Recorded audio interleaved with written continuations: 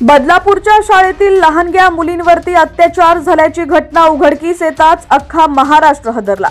या घटनेप्रकरणी शाळेतील सफाई कर्मचारी अक्षय शिंदे याला अटकही झाली।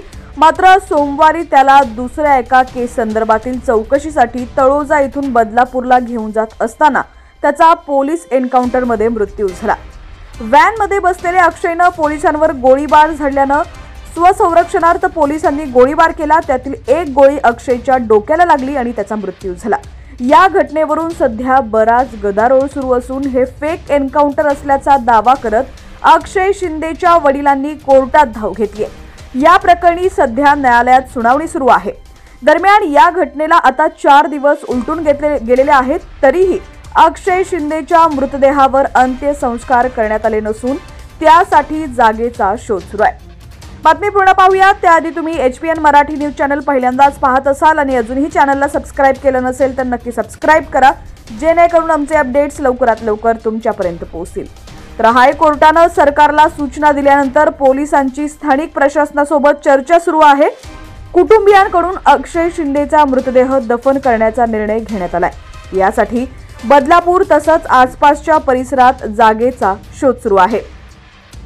अक्षय शिंदेचा कथित एन्काउंटर झाल्यापासून आता जवळपास 4 दिवस उलटलेत, मात्र अजूनही त्याच्या मृतदेहावर अंत्यसंस्कार झालेले नाहीयेत। बुधवारी या संदर्भात मुंबई हायकोर्टात सुनावणी झाली। त्या दरम्यान न्यायाधीशांनी पोलिसांच्या भूमिकेवर अनेक प्रश्न उपस्थित केले।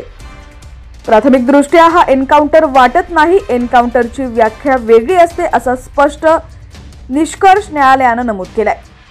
या संदर्भातील अनेक प्रश्नांची उत्तरं पोलिसांकडून मागण्यात आलेली आहेत। याच दरम्यान अक्षयच्या मृतदेहावर अंत्यसंस्कार करण्यासाठी जागेचा शोध अद्याप सुरू आहे। आम्हाला अक्षयचा मृतदेह दफन करायचा आहे अशी भूमिका त्याच्या कुटुंबियांनी घेतली होती, मात्र त्यासाठी देखील जागा उपलब्ध होत नाहीये। या संदर्भात हायकोर्टाने सूचना दिल्यानंतर आता बदलापूर तसंच डोंबिवलीमध्ये स्थानिक प्रशासनाबरोबर पोलीस चर्चा करतायत। ही चर्चा पूर्ण झाल्यावर आज किंवा उद्या अक्षय शिंदेच्या मृतदेहावर अंत्यसंस्कार करण्यात येतील असं समजतंय।